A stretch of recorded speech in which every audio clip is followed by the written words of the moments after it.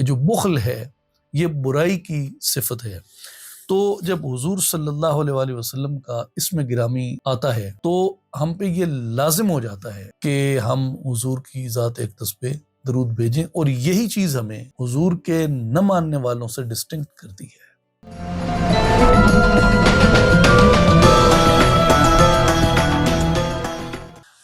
سورہ نساء کی آیت نمبر 37 میں اللہ تبارک و تعالیٰ نے ارشاد فرمایا کہ الذین یبخلون ویأمرون الناس بالبخل ویکتمون ما آتاہم اللہ من فضلہ واعتدنا للکافرین عذابا مہینا۔ جو لوگ خود بھی بخل کرتے ہیں اور دوسروں کو بھی بخل کا حکم دیتے ہیں اور اس کو چھپاتے ہیں جو اللہ نے انہیں اپنے فضل سے عطا کی ہے، اور ہم نے ان کافروں کے لیے ذلت انگیز عذاب تیار کر رکھا ہے۔ اس کے شان نزول کے بارے میں تقریباً جو مفسرین ہیں وہ اس بات پہ متفق ہیں کہ یہ آیت بھی ان اہل کتاب کے بارے میں آئی تھی کہ جن کی کتب میں واضح طور پہ رسول صلی اللہ علیہ وآلہ وسلم کی بشارتیں، حضور کی نعت، حضور کے اوصاف حمیدہ جو ہیں وہ بیان کیے گئے تھے۔ یہ جو علماء اہل کتاب تھے یہ ان حصوں کو چھپاتے تھے اور حضور کی اوصاف حمیدہ کو بیان کرنے میں یہ بخل سے کام لیتے تھے۔ اس پہ اللہ تبارک و تعالیٰ نے یہ ارشاد فرمایا کہ یہ لوگ جو خود بھی بخل کرتے ہیں اور لوگوں کو بھی بخل کرنے کا امر کرتے ہیں، یعنی وہ لوگوں کو یہی کہتے ہیں کہ حضور نبی کریم صلی اللہ علیہ وآلہ وسلم کی جو تعریف ہے وہ چھپائی جائے، وہ بیان نہ کی جائے۔ تو اس میں ایک تو اس کا یہ ہسٹوریکل پرسپیکٹو ہے جس میں وہ ایسے اہل کتاب جو حضور کی نعت ہونے کے باوجود، حضور کے اوصاف حمیدہ ان کی کتب میں لکھے ہونے کے باوجود بھی چھپاتے تھے، تو اللہ نے انہیں بخیل کہا، اور پھر آیت کے اگلے حصے میں فرمایا وَأَعْتَدْنَا لِلْكَافِرِينَ کہ ہم نے ان کفار کے لیے تیار کر رکھا ہے عذاب مہینہ۔ تو اس لیے یہ کفر کے زمرے میں آتا ہے حضور علیہ الصلوۃ والسلام کے جو اوصاف اور حضور علیہ الصلوۃ والسلام کی جو کمالات اللہ نے کتب میں بیان کیے ان کو چھپانا۔ تو بعض ایسے عناصر جو ہیں وہ انہیں ہم کانٹمپریری اپنی اسلامک ہسٹری میں بھی دیکھتے ہیں کہ حضور نبی کریم صلی اللہ علیہ وآلہ وسلم کے اوصاف حمیدہ اور حضور نبی کریم صلی اللہ علیہ وآلہ وسلم کی جو نعت ہے اور حضور نبی کریم صلی اللہ علیہ وآلہ وسلم کی جو صفت ہے اسے بیان کرنے میں وہ بخل سے کام لیتے ہیں۔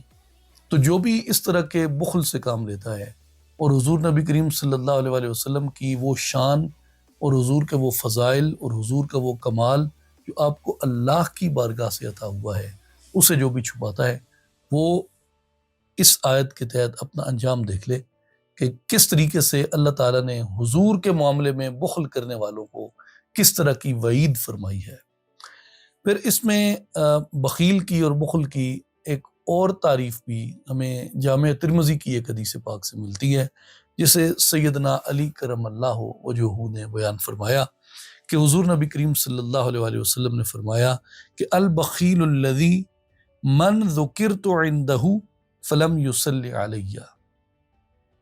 کہ حضور نبی کریم صلی اللہ علیہ وآلہ وسلم نے فرمایا کہ بخیل وہ ہے جس کے سامنے میرا ذکر کیا جائے اور پھر بھی وہ مجھ پہ صلوات نہ بھیجے، مجھ پہ درود نہ بھیجے، مجھ پہ سلام نہ بھیجے، ایسا شخص بخیل ہے۔ اور بخیل کے متعلق اللہ تعالیٰ نے قرآن مجید میں یہ امر واضح کر دیا کہ جو بخل ہے یہ برائی کی صفت ہے۔ تو جب حضور صلی اللہ علیہ وآلہ وسلم کا اسم گرامی آتا ہے تو ہم پہ یہ لازم ہو جاتا ہے کہ ہم حضور کی ذات اقدس پہ درود بھیجیں، اور یہی چیز ہمیں حضور کے نہ ماننے والوں سے ڈسٹنکٹ کرتی ہے۔ میں ایک کانفرنس میں گیا جو اسلامک اسٹڈیز کے اوپر تھی، تو اس میں دنیا کے بہت سے ممالک سے لوگ آئے ہوئے تھے، تو ان میں ایک الازہر شریف کے بھی ان کے جید اسکالرز میں سے ایک تشریف لائے ہوئے تھے، تو انہوں نے وہاں نوٹس کیا ایک دن کی ڈیبیٹ میں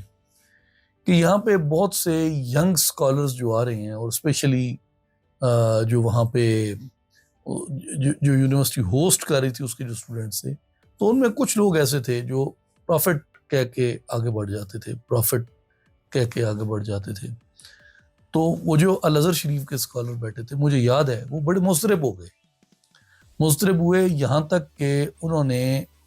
جو ہوسٹ آف آرگنائزیشن تھے ان کو انہوں نے کچھ کہا کہ جی میں اس سیشن کے درمیان کچھ بولنا چاہتا ہوں، اور وہ اٹھ کے مائک پہ گئے اور انہوں نے وہاں جا کے عربی میں کوئی 3 منٹ کی بڑی خوبصورت گفتگو کی،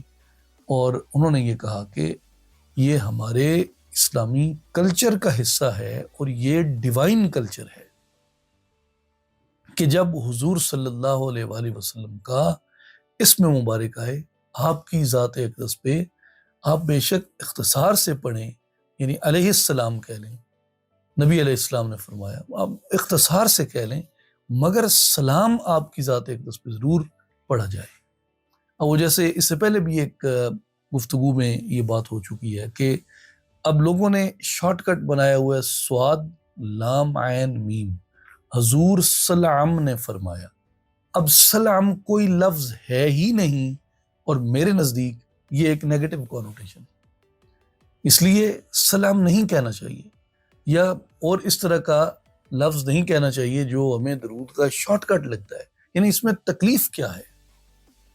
کہ حضور علیہ الصلوۃ والسلام کا پورا اسم مبارک لیا جائے؟ تو حضور علیہ الصلوۃ والسلام کی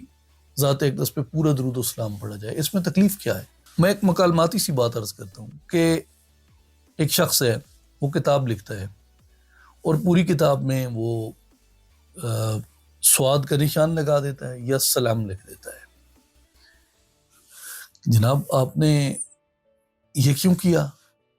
وہ جی طوالت کو کم کرنے کے لیے. اچھا ٹھیک ہے، پہلی بات تو یہ کہ بھائی اپنا جو آپ نے 40 صفحات کا غیر ضروری پیش لفظ چڑھا رکھا ہے، وہ پیش لفظ کا آدھا صفحہ کم ہو جاتا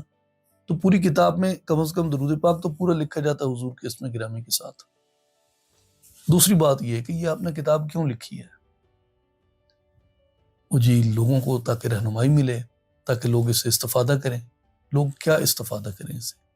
وہ جی علم سیکھیں. علم سیکھ کے اس کتاب سے لوگوں کو کیا ملے گا؟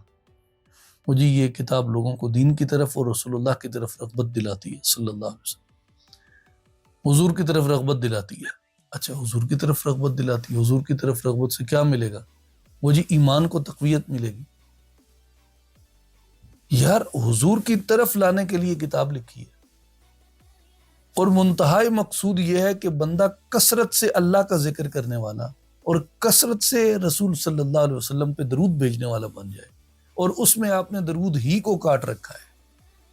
تو کیا ترغیب دے رہے ہیں آپ؟ تو جہاں بھی آپ صلی اللہ علیہ وآلہ وسلم کا مبارک اسم آئے، یہ سیدنا علی کرم اللہ وجہہ کی یہ حدیث پاک ہمیں یہ سکھاتی ہے کہ حضور نے کہا کہ جو بخیل وہ ہے میرا نام آئے اور وہ مجھ پہ صلوات نہ بھیجے، مجھ پہ درود نہ بھیجے. تو جہاں بھی حضور کا نام آئے حضور پہ درود بھیجا جائے صلی اللہ علیہ وآلہ وسلم. یہ کہنا ہمیں وہ بخل والی اس کیٹیگری سے نکال دیتا ہے.